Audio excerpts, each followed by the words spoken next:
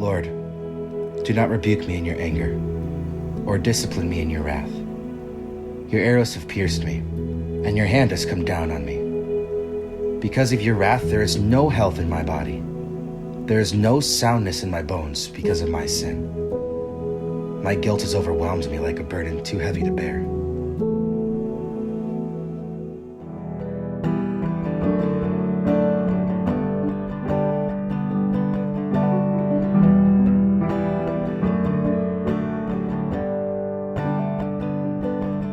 Come unto me, weary, and I will give you rest. O blessed voice of Jesus that comes to hearts oppressed.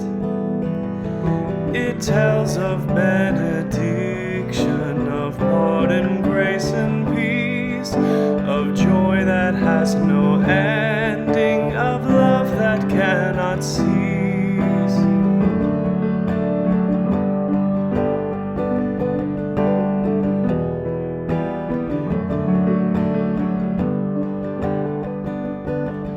Come unto me, wanderers, and I will give you light. O loving voice of Jesus, which comes to cheer the night. Our hearts were filled with sadness, and we had lost our way, but you have brought us gladness and songs at break of day.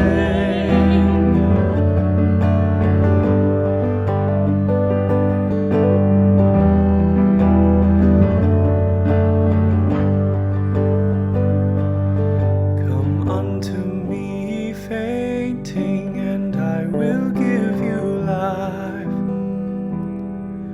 O cheering voice of Jesus that comes to aid our strife.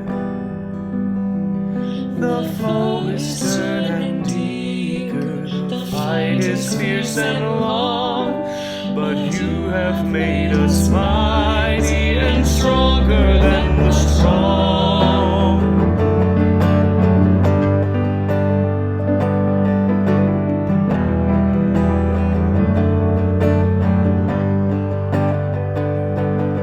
And whoever is coming, I will not cast them out.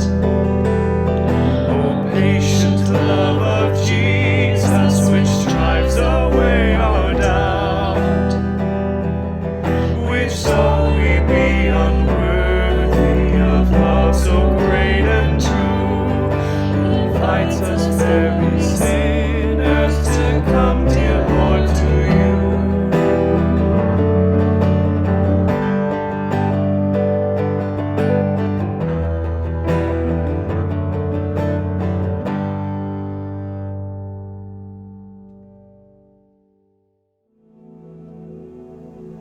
My wounds fester and are loathsome because of my sinful folly. I am bowed down and brought very low. All day long I go about mourning. My back is filled with searing pain. There's no health in my body. I'm feeble and utterly crushed. I groan in anguish of heart.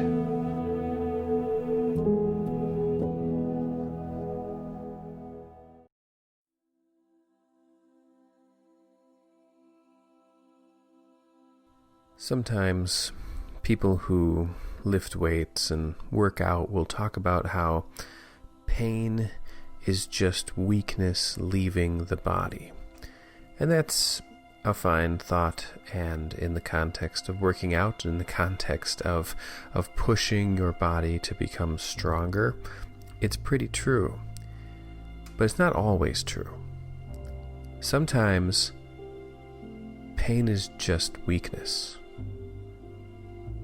Sometimes pain is just evidence that you can't, or you aren't able, or you aren't enough. And that kind of pain is universal. It's a pain that every human being has to feel, inevitably feels, at one point or another in their life. It's a pain that is inescapable. It is a pain that can't be questioned, and despite its inescapable, unquestionable reality, it's a pain that a lot of people try to deny. That's why I find the words of Psalm 38 to be so comforting, because they're so honest about pain.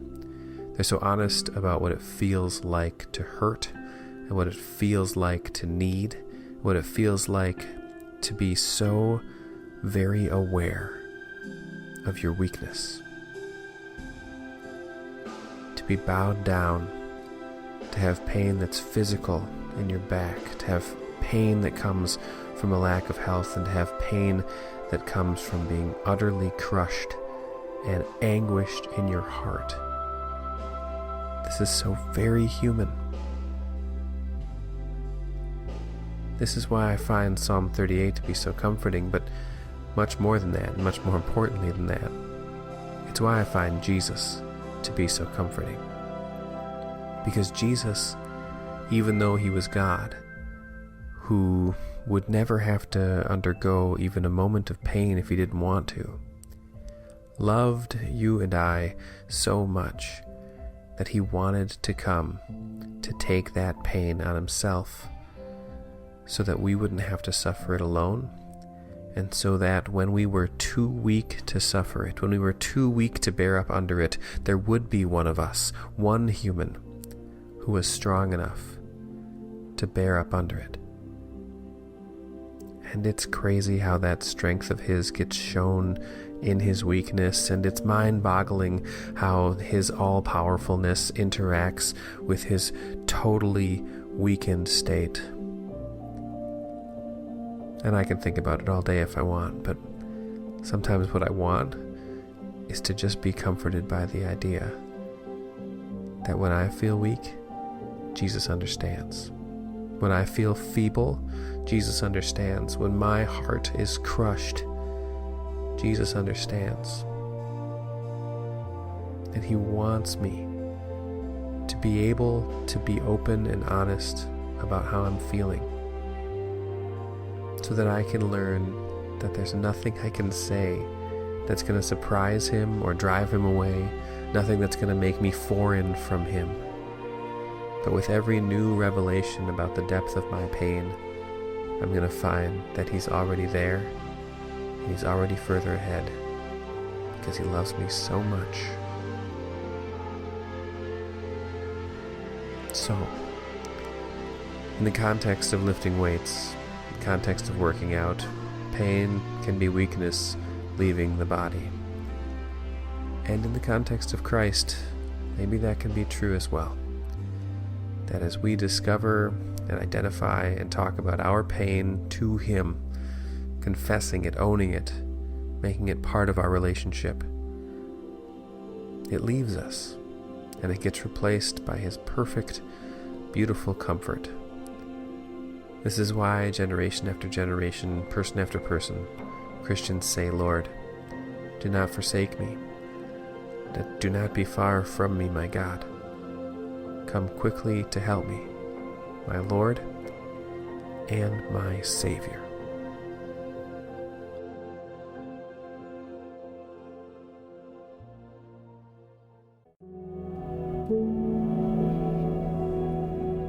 All my longings lie open before you, Lord. My sighing is not hidden from you.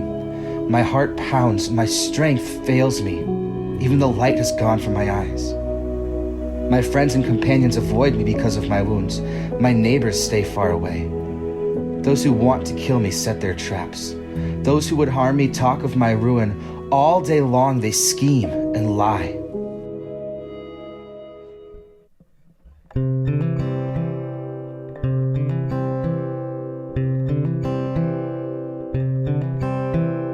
Time is filled, cruel laboring just to survive. Many tasks to complete with no time to retreat, just to keep ourselves alive.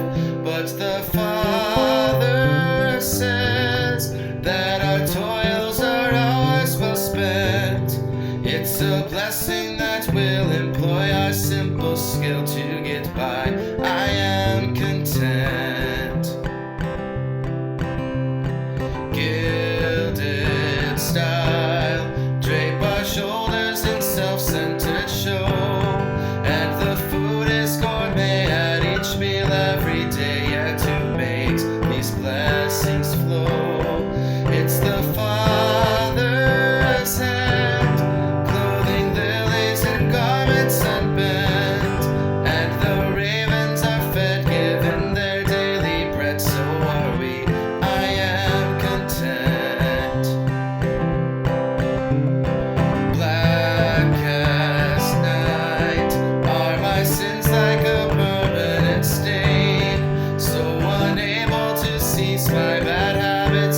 increase in my life of grief and pain. But the Father gave His own Son through a humble descent. All my sins disappeared, my whole record was cleared when He died. I am content, and the Son He rose, saved my soul to the fullest extent. First my body be raised, then my God will be praised. Since He lives, I am content.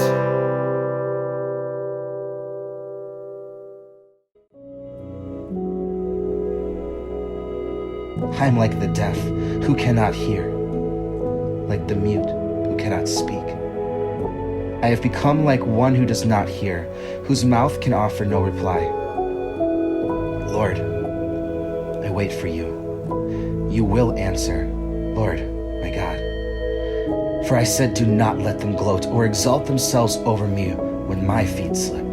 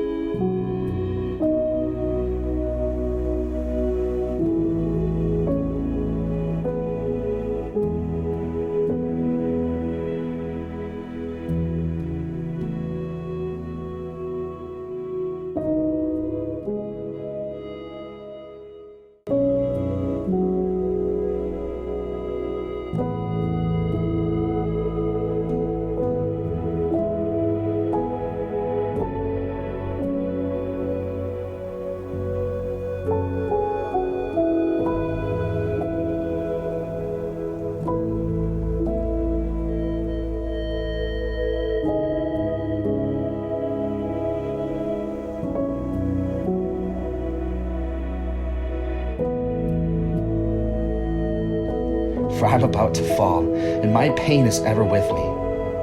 I confess my iniquity. I am troubled by my sin. Many have become my enemies without cause. Those who hate me without reason are numerous. Those who repay my good with evil lodge accusations against me, though I seek only to do what is good.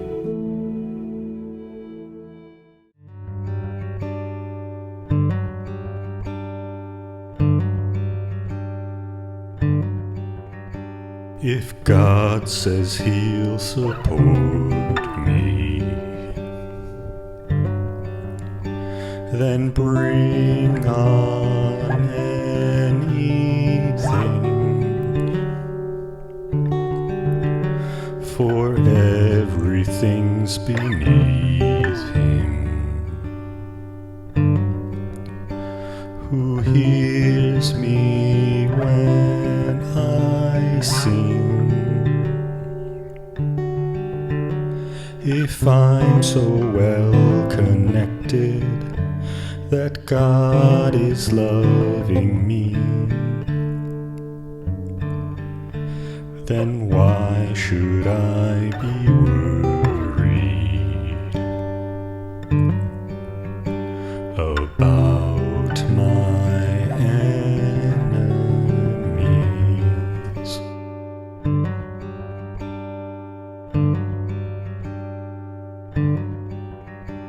I'm built on the foundation of Jesus and His blood, which let me find my place in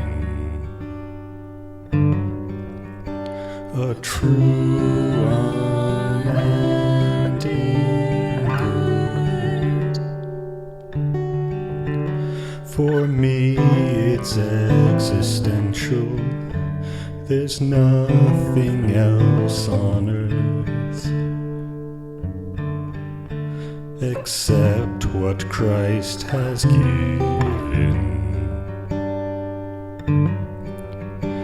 that proves what love is worth.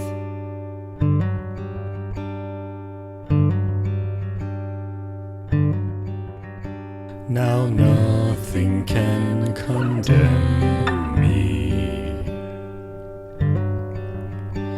and nothing breaks my heart. The threats of hell and fire our bluffs I disregard.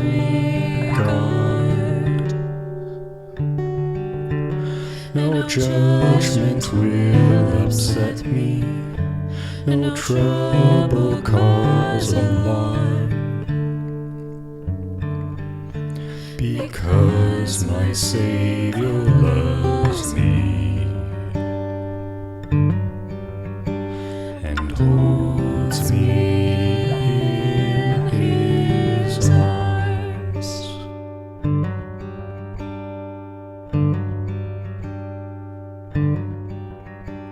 His Spirit lives within me, defining all I see, expelling pain and sorrow, removing misery. He blesses and enhances what He in me has wrought. He helps me cry out, Father, with everything I've got.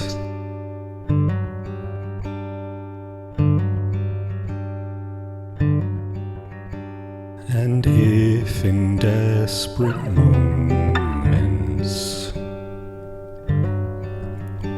He finds me scared and weak, His message is a whisper, transcending any speech,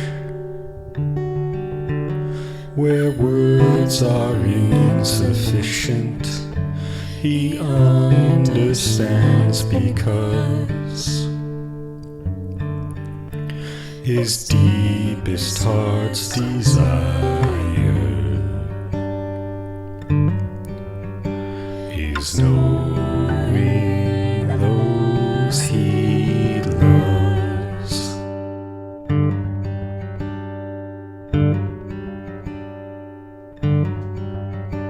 If God says He'll support me and bring on anything, Lord, do not forsake me. Do not be far from me, my God. Come quickly to help me, my Lord and my Savior.